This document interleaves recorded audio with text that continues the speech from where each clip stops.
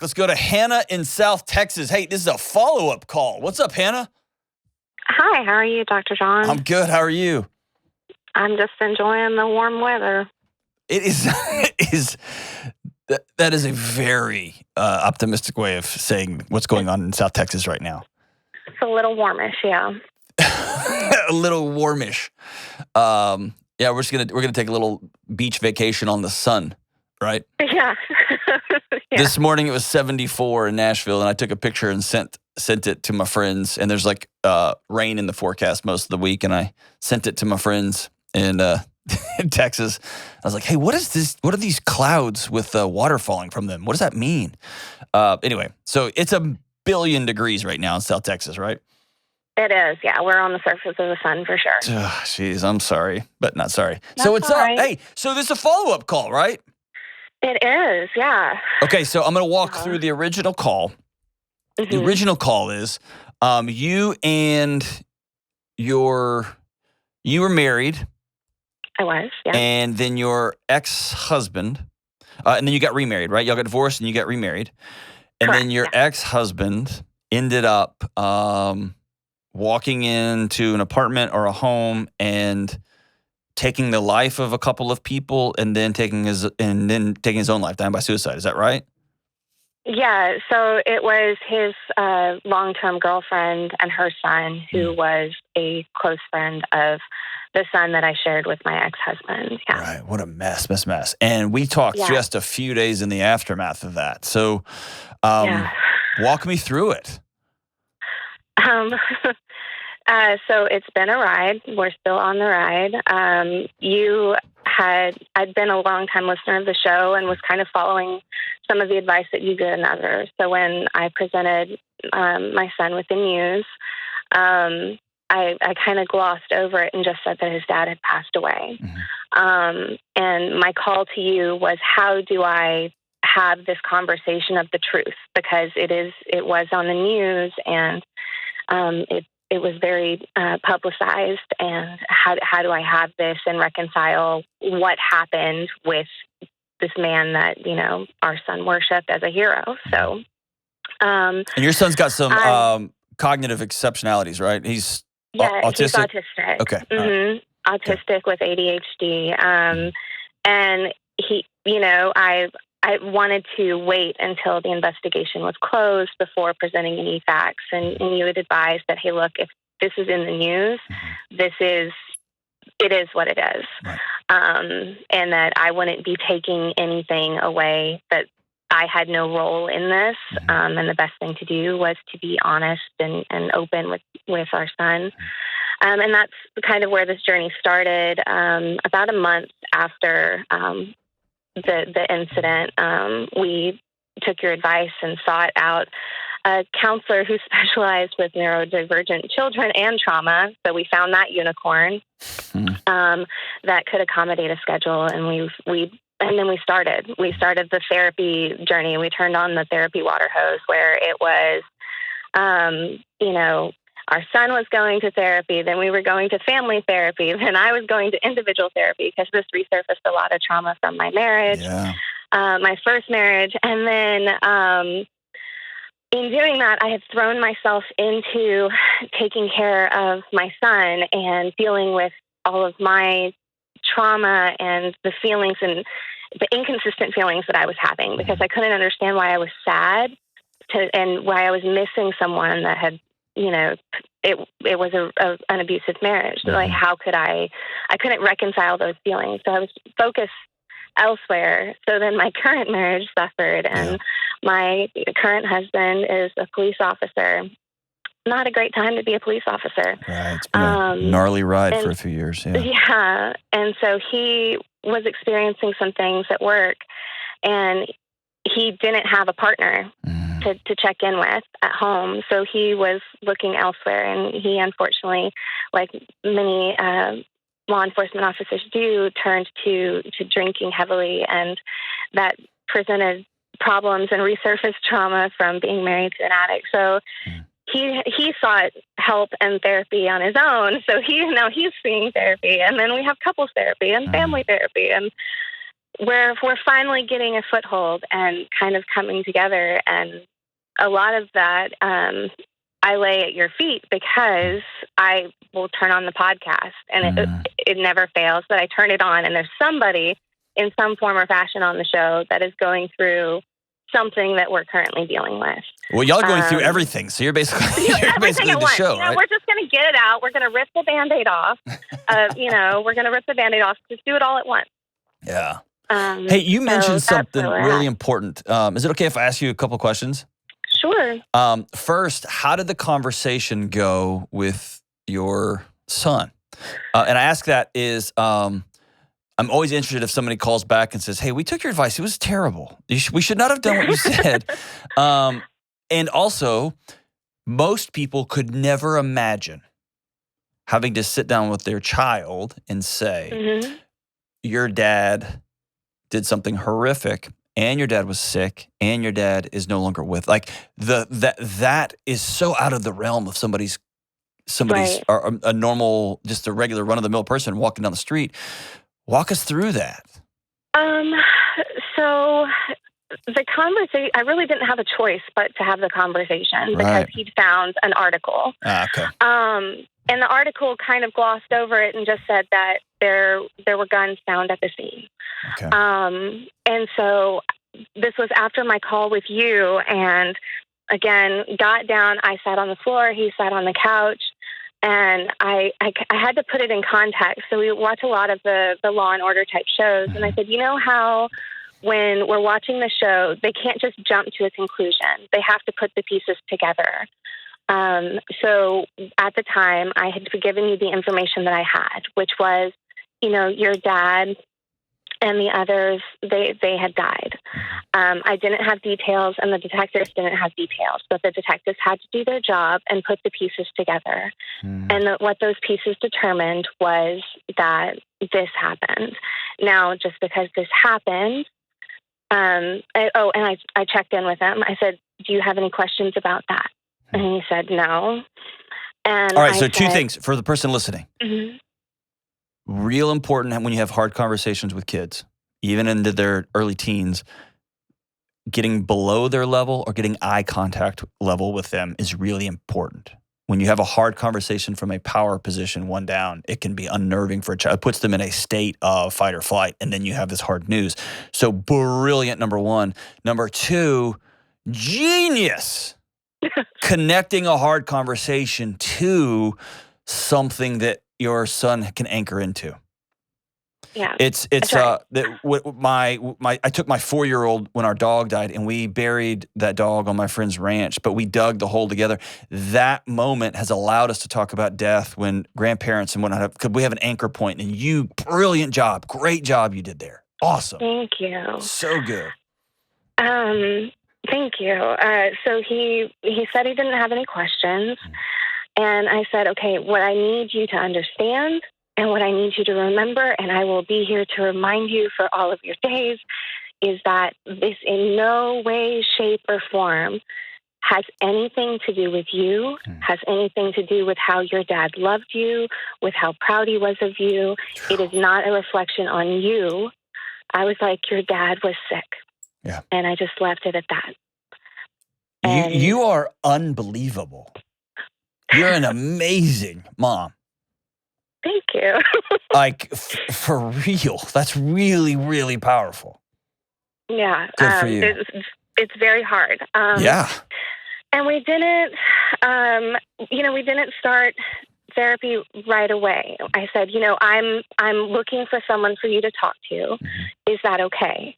And he said, oh, I think I'm good, Mom. And I was like, okay, we'll watch this.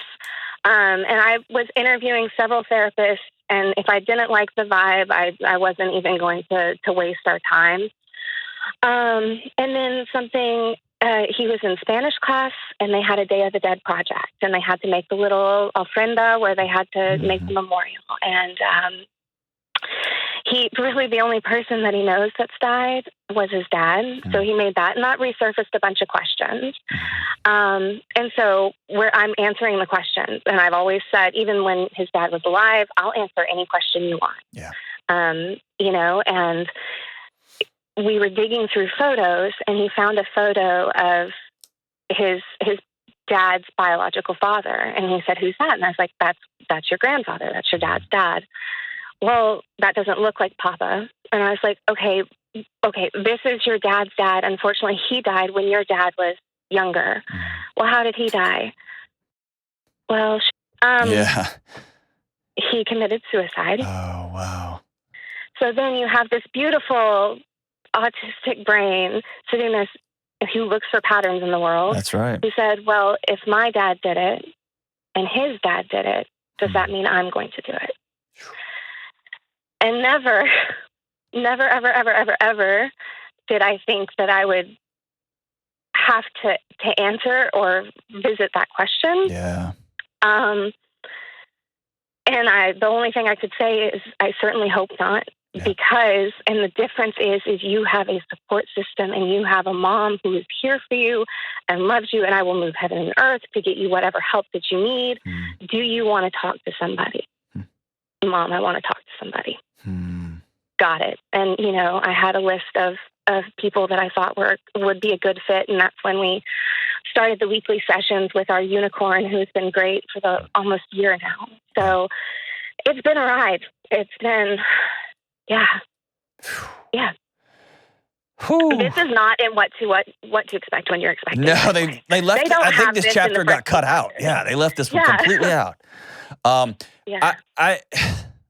can I change one thing for you to tell this young boy moving forward?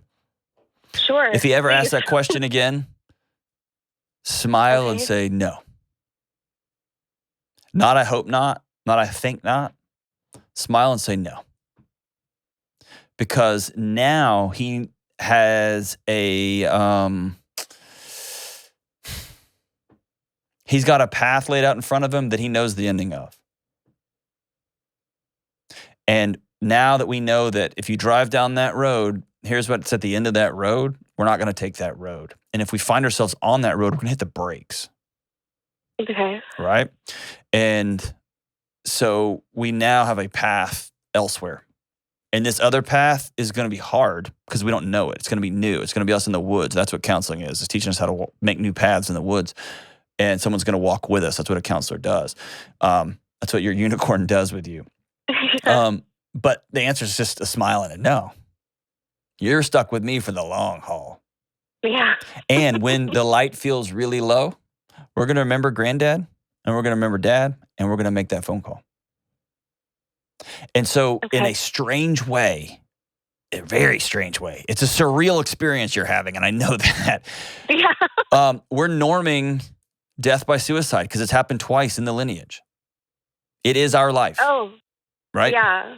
It's our life. And so since it's our life, same with Granddad was struggling with, I don't know, any number of things.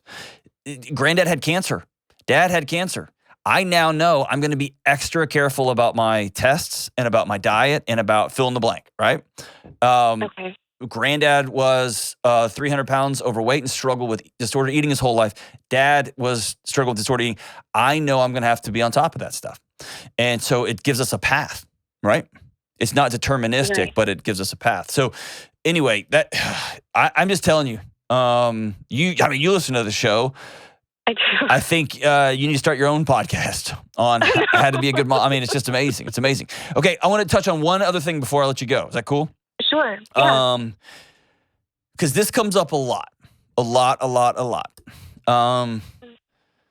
And that is loving somebody, being in relationship with somebody, being married to somebody, being in a partnership with somebody while they're experiencing trauma.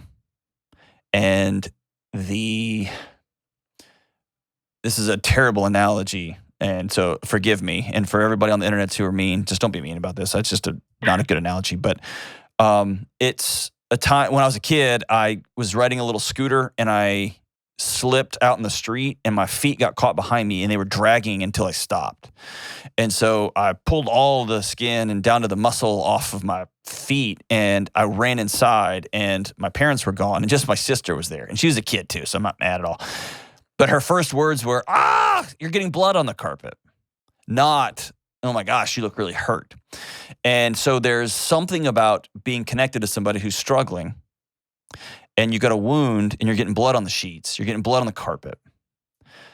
And yet I'm still trying to care. I'm trying to care about you because you're clearly hurt.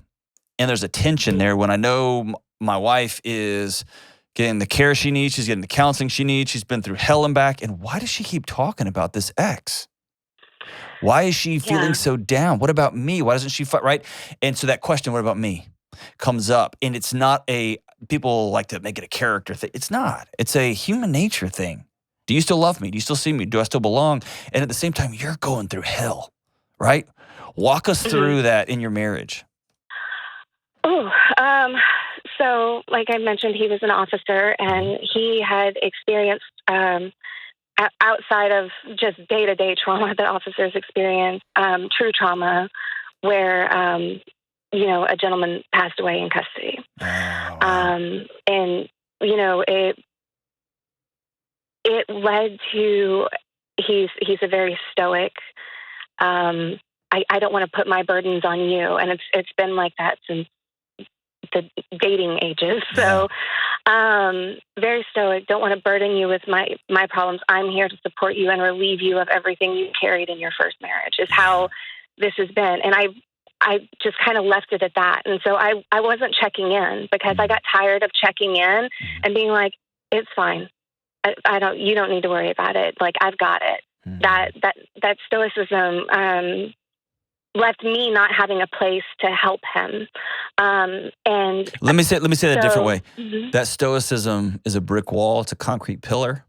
It's hollow, and it's less about you being able to help him, but there's no way for you to plug in. Right. There's no connection that's exactly there. what it was.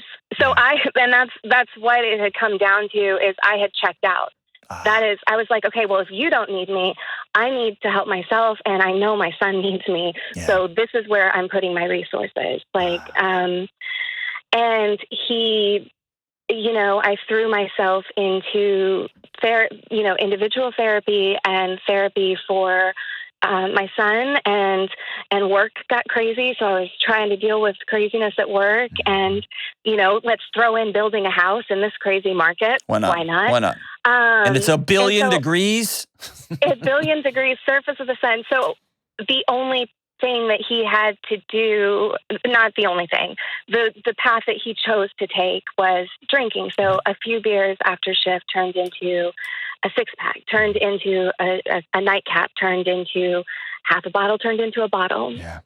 And so it kind of, we hit the wall, around the holidays, because there's never stress at the holidays. Why not? Why not? And we hit the wall, quite literally, holes in the wall. Yeah. And I left. Yeah. And I said, I'm not doing this again. I did it in my first marriage. We don't need this. You figure your stuff out. Yeah. And he did. So can I say this? I have a friend whose dog got hit by a car. His beloved dog, and he ran out in the street to grab this dog, and it reached up and it bit him. It was hurt so bad. It just snapped, right? And he ended up having to go to the hospital and get stitches in his hand, and he was also heartbroken. The dog ended up passing away. It was a mess. But I remember him saying, I can't be mad at the dog. The dog was hurt, right? And the dog mistook me for a threat. And I tell you that to say this. Sometimes when we are recovering from major trauma and from hurt and from pain, things just end up, like you said, all over the place, up against the wall, like all over the place. And there's this moment of the lights are on. I'm sorry and I still love you, and I'm sorry and I still love you. Let's figure this out. And it sounds like that's been y'all's adventure moving forward. Yes. So I had offered help up until that point, and again, I couldn't plug in. We were so disconnected to it that I was like, if you're not going to talk to me, you need to figure this out. And he did. It was, the next day phone calls were made. Wow. So he sought intensive treatment and therapy.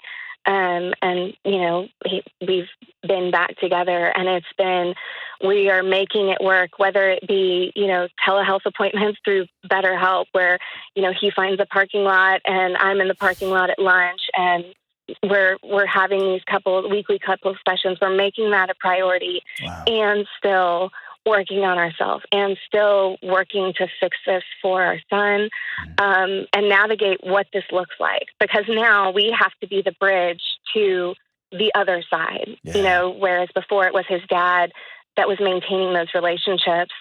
The only way to access this is for us to reach out to his dad's family and say, hey, what do you want to do? I'd like for y'all to continue to be part of his life. Gotcha. So we have this weird, very modern family-ish thing going on that neither of us ever thought we would have, coming from divorced homes ourselves, where once a month we're up with my ex-sister-in-laws, in North Texas, spending time so he can connect with his cousins and all that other stuff. It's a wild, wild ride, and I just thank you for starting us on it. I think I mean, you can say thank you to me. I'm just sitting here in awe. I think I'm thanking you for your bravery and for your continued getting back up and going again. And the words that keep coming to mind as I'm listening to you is, you did it anyway. You didn't want to have that hard conversation. You did it anyway. And you didn't want to deal with the trauma that you had just tried to marry into and to do away with. You married a different version, right? And of the same issue. And then you decided to deal with the trauma, and you did it anyway. And then your marriage got really hard, got scary, and you decided to do it anyway. And now you're having to figure out a new life that was not in your plans at all. And you're doing it anyway. And I've come to believe that the phrase "do it anyway" is the cornerstone of physical and mental health. Like, yes, do it anyway. Take your meds. Do whatever you got to do it anyway. And so thank you. Thank you, Hannah. It's amazing. And the last thing I'll tell you is, moving through this new season is going to take super tight, committed boundaries with you and your husband, who, that guy sounds like a rock star too. I mean, just an amazing man. To be able to run up against his limitations and say, I can no longer try to bang my head against this concrete wall. I hope it'll fall down. I got to take a knee here. I got to call somebody. That's a modern day hero, man. Everybody involved here. Really incredible. Really, really, really incredible. Huh. Very gross. Yeah, it's just amazing.